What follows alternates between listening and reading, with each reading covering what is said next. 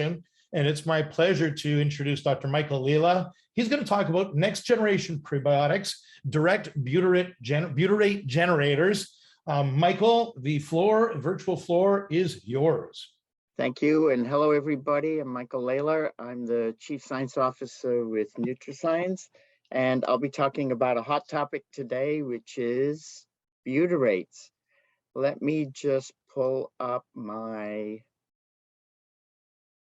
slides here, and then we'll be on our way. One sec. There we go.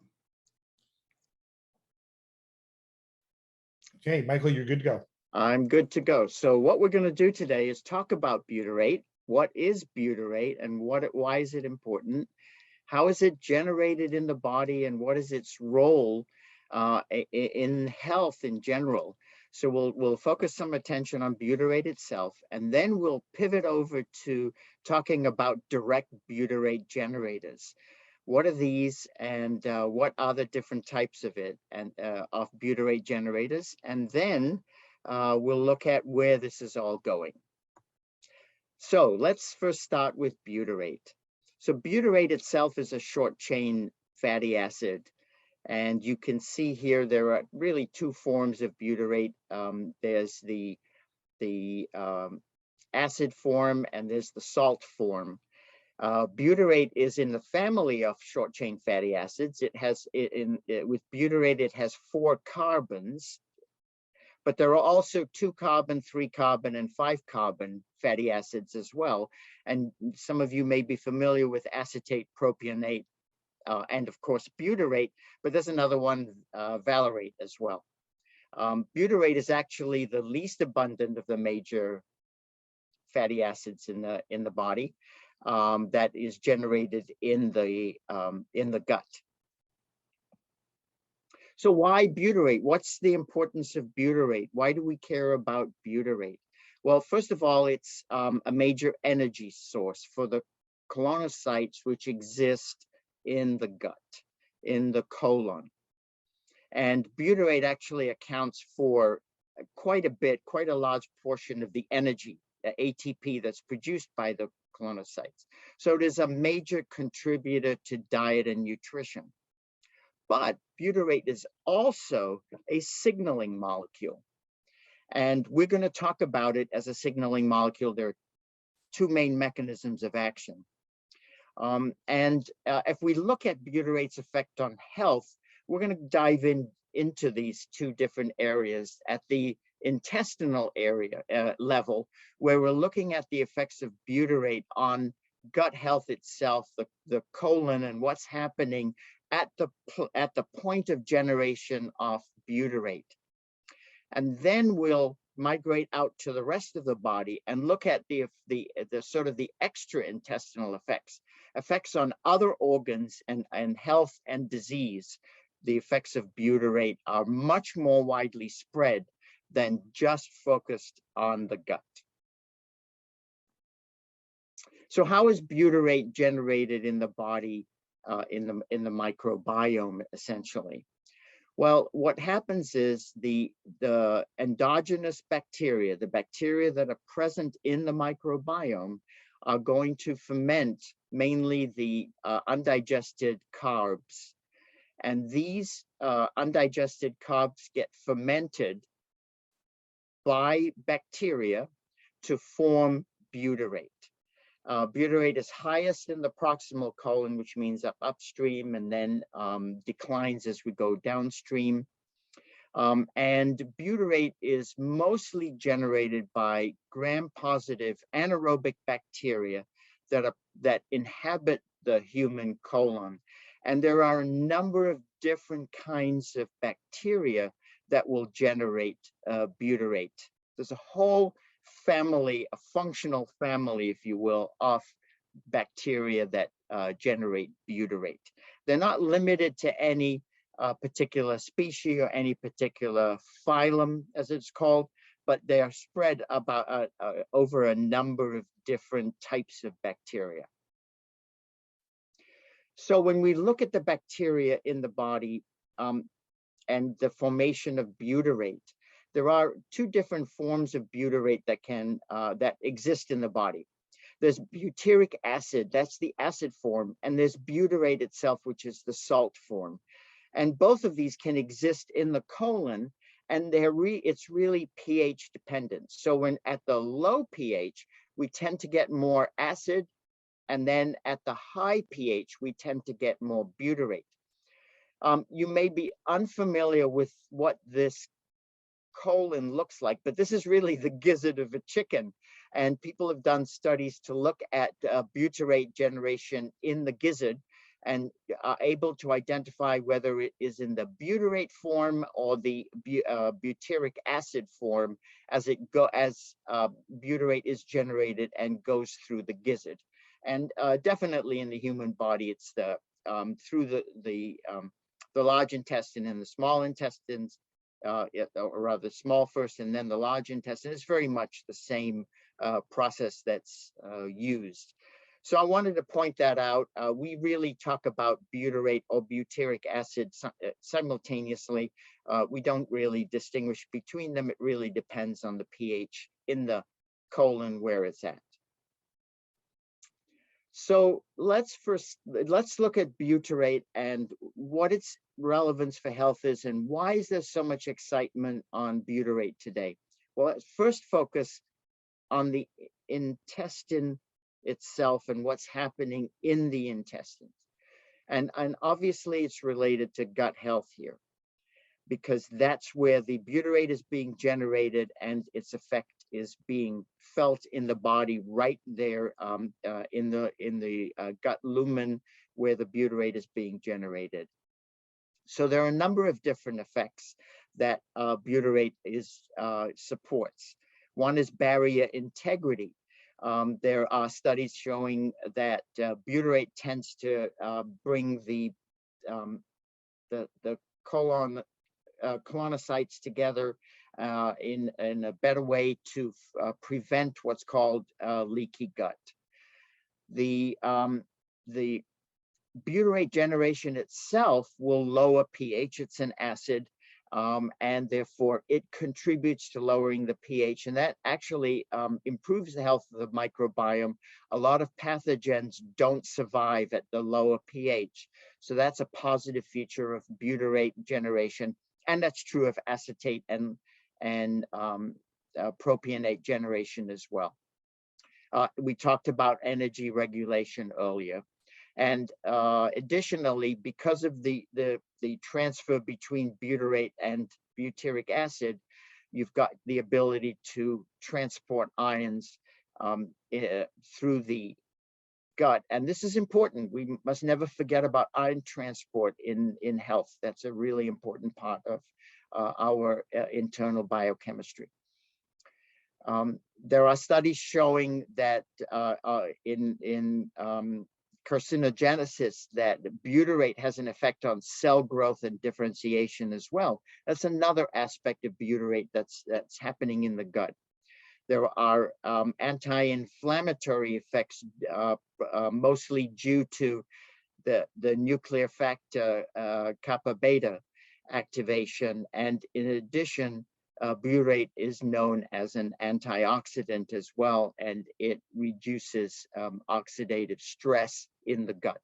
So there are a lot of effects of butyrate that are known to occur in the gut itself, where in the normal environment, butyrate is generated.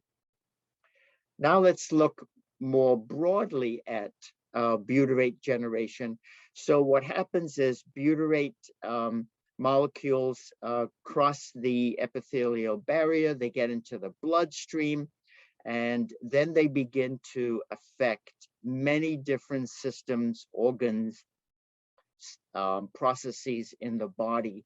And so the effects of butyrate are quite widespread, and this creates a lot of interest in butyrate itself. There's the gut-brain axis. It's known that butyrate is able to cross the blood-brain barrier, and there are some studies on mood and sleep.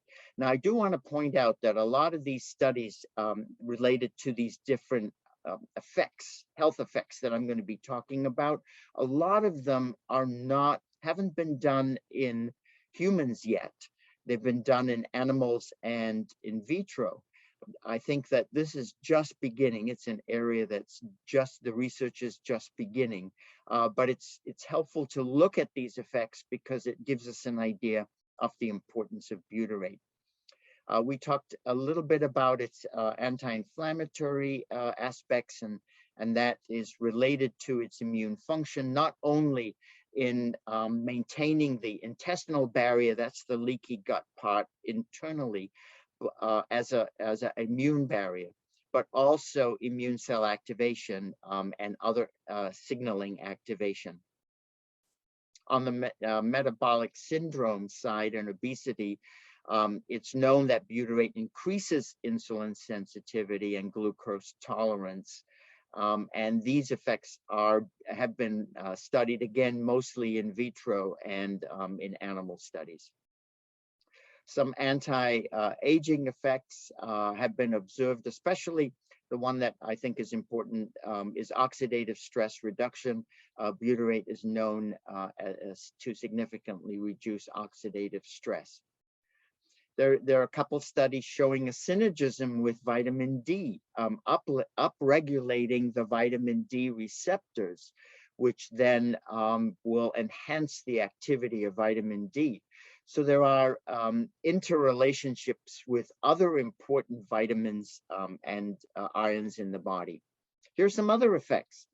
The gut-skin axis. There's studies that show a regulation of skin diseases with butyrate. Gut-liver axis. There've been some studies looking at alcohol liver disease and also non-alcoholic fatty liver diseases. So both kinds are affected in a positive way by butyrate, and also with respect to lipid metabolism. The gut health axis, there are some cardioprotective effects that have been observed in animal models. In addition, we see, look at all the different organs of the body, the lung, the kidney, the thyroid. There are preliminary studies looking at effects in these organs. The eye, well, there are butyrate receptors in the eye, and therefore there's got to be an effect of butyrate on eye health as well. And finally, a more recent study that has been looking at long COVID symptoms and the effects of butyrate on long COVID. So how do these things happen? What are the mechanisms in which butyrate then will affect all these systems and all these organs in the body? Well, right now, the research is showing that there are two primary mechanisms of action. The first one involves an enzyme system called HDAC. This is a series of enzymes that regulate gene expression and protein activity. And what has been found in biochemical studies is that butyrate inhibits the activation of HDAC. Most cells have HDAC activity, and this is partly to explain why butyrate is so important in so many different cellular systems and organ systems in the body, because of this mechanism of action. The second mechanism of action has to do with free fatty acid receptors, and this is actually quite recent work. There are a number of free fatty acid receptors, and butyrate can bind to these receptors. And we talked about butyrate as being a signaling molecule. This is one of the ways that butyrate signals, is through these receptors. And they are part of a newly discovered class called G protein coupled receptors. And butyrate can act through these receptors. And again, many cells have these receptors, and therefore butyrate can act on them. There is a nice video that you can see online showing how this works. So this might be the bilayer membrane of a cell. And there are these G proteins here that butyrate will bind to and then activate, the G protein is over here, will bind to these receptors and then activate the G protein through this mechanism. And thus we can get in or from outside the cell to inside the cell. We can get signaling happening with butyrate. So these are the two main mechanisms that are known today, at least, as to how butyrate works in the body. So this leads us to, well, if butyrate is so interesting, and we know that the microbiome can generate butyrate, and I'll talk about that right now, then what can we do to generate butyrate directly? So let's first look at indirect generation, and the sequence of events that that is well established and well known is that a prebiotic, a carbohydrate, fermentable carbohydrate prebiotic, will activate the bacteria that is in the microbiome, the endogenous flora that exists in the microbiome, and or the use of probiotics, which are then consumed, both of which will generate butyrate. And butyrate, by definition, is a postbiotic because it is a metabolite of a bacteria. And we'll talk a little bit more about that, that later. So then this is the indirect process for generating bacteria. And in fact, it can be even more indirect than this because the bacteria can generate, for example, lactate producing bacteria can generate lactate first, and then the lactate is converted into butyrate.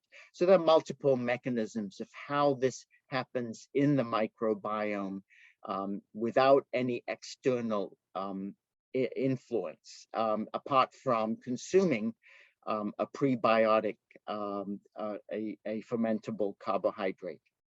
But now let's turn our attention to the focus of this webinar, which is on direct butyrate generators. So we could start with, well, let's not generate butyrate. Let's just use sodium butyrate.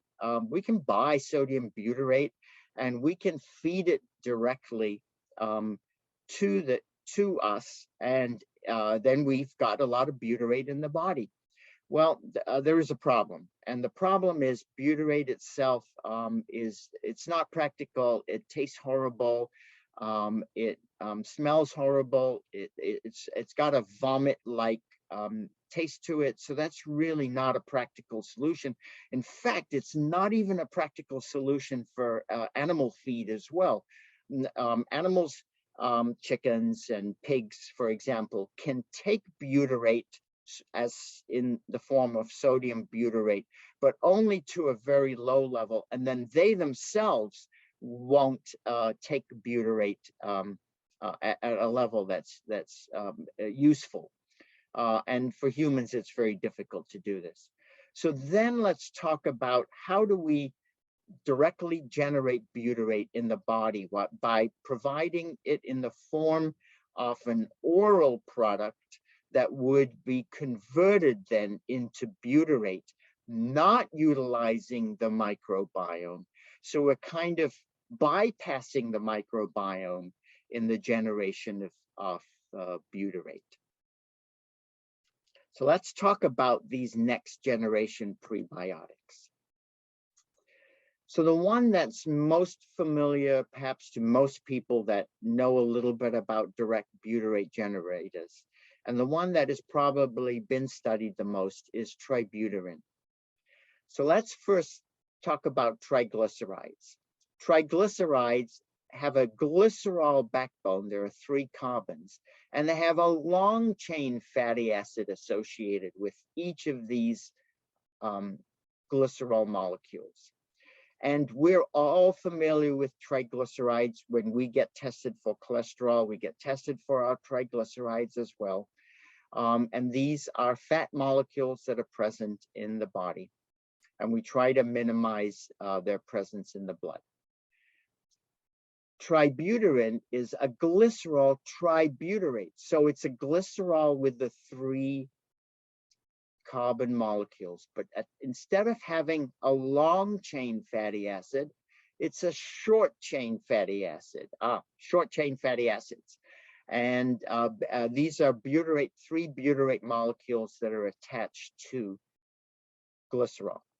So why is tributyrin of interest? Well, it's found naturally in butterfat. It's used in making margarine. In fact, the French chemist Maurice in the 1860s made the first oleomargarine, where he used different kinds of fats together to make a margarine product, and added tributyrin to provide a flavor, because tributyrin has this cheesy flavor to it. But it does have a problem. It does have an acrid taste, not so easy to take in reasonable quantities also, but nonetheless can be taken, for example, as a dietary supplement in a capsule. So how does tributyrin work? Well, it is hydrolyzed. So these bonds here break down by esterases in the intestines and generates butyrate. So it basically bypasses the microbiome to generate butyrate. And the typical human dose might be in this range. And there are some initial studies that suggest this, or some lower levels are suitable. And it is suitable for both human and animal consumption. It is GRAS as a flavor, and can be used for animals, both farm animals and for humans. There have been limited numbers of studies on tributyrin. Here's an example of butyrate generation in a rat. And you can see in the blood, in the plasma of rats, you can see the uptake and then the decrease. A typical PK type study for tributyrin generation, where it peaks around 70, 80 minutes roughly in the rat. We've done some studies looking at butyrate generation from tributyrin, where we have compared it in an in vitro human stool model. Basically, we've got some data that shows that a certain amount of tributyrin at a pretty low dose could be equivalent to quite a high dose of inulin, or a standard dose of, say, XOS. These are different kinds of prebiotics that indirectly generate butyrate. Remember, inulin or FOS or XOS themselves are not direct butyrate generators. They act on the microbiome to generate butyrate, while a butyrate generator like tributyrin will generate butyrate directly in the colon, in the intestines. So are there other kinds of butyrate generators? Yes, there are. We talked about sodium butyrate as being just not suitable, but there are some calcium and magnesium salts that have been used for butyrate generation. They have some advantages, but they also have some difficulties in using them in a dietary supplement type of application. You may have heard of beta hydroxybutyrate. That's a ketone generator. It is actually converted in the body into a different kind of ingredient. And so what is interesting is that butyrate actually can convert into BHB in the body. And so there is a question. I think there are studies, people are doing some research on this to see whether it can be converted the other direction into butyrate. So these are some examples of alternative butyrate generators that are being looked at. So those two sets of examples I've given you are products that could be added to the diet and thus are dietary supplements or could be used as foods. The drug industry is also very interested in butyrate generation for the same reasons that we talked about in terms of what butyrate does for health and disease. And there are a number of drugs that technically prodrugs, because butyrate is in the drug industry, butyrate is considered the drug, and these butyrate generators are considered prodrugs that will generate butyrate. These types of butyrate generators are more drug-like in nature because they're not found in the diet, and thus they don't fall into the allowed categories of a supplement or even as a food. So they would be more drug-like in nature and be in the drug domain. And I'm not really tied into what's going on in the drug industry today, but I'm sure based on what I've seen is that there's quite a bit of research going on into direct butyrate generators that are would be called in drug terminology prodrugs. So this is the perennial question that we face of, are direct butyrate generators prebiotics, or are they postbiotics, or are they really something else? So a prebiotic is an ingredient that is consumed, that is utilized in the microbiota, producing a health of performance benefit. And this, in the case of butyrate generators, a health of performance benefit would be the production of butyrate, because we've talked about all the health benefits of butyrate. Postbiotics, on the other hand, are functional bioactive compounds that are generated during fermentation in the microbiome by bacteria, which may be used to promote health. Butyrate itself is definitely a postbiotic. That's really clear. Butyrate is a metabolite of butyrate generating bacteria that are either provided as a probiotic or are present in the endogenous microbiome of the body. So let's go through the logic here and talk about that. We just talked about butyrate as clearly being a postbiotic. Now the question is, is a direct butyrate generator a prebiotic, a postbiotic, or something else? So technically, direct butyrate generators are prodrugs, which means they are upstream, that they will produce a drug in the body, and this drug is butyrate. But really, in the natural products industry, in the dietary supplement industry, this is not a suitable way of describing a direct butyrate generator. And in fact, it makes it into a drug, and that's just not suitable for communicating with consumers and talking about direct butyrate generators. So rather than look at it from this point of view, we have to look at it from the classifications we have today, the prebiotic and the postbiotic. And so we could look at direct butyrate generators as being prebiotics because they do generate postbiotics, although not via bacteria. And they also may be called postbiotics because they themselves, even though they're not the postbiotic, very easily they're converted over to being postbiotics. Just a couple things to finish up here. So what's happening in the marketplace today? Brands that sell dietary supplements and foods, there's some awareness of butyrate. There's a lot of interest in butyrate, but there are not many butyrate products on the market that are sold directly to consumers. And consumer awareness is very limited. There are a few influencers on the market that are on the internet that are talking about butyrate, but it's really very limited in understanding.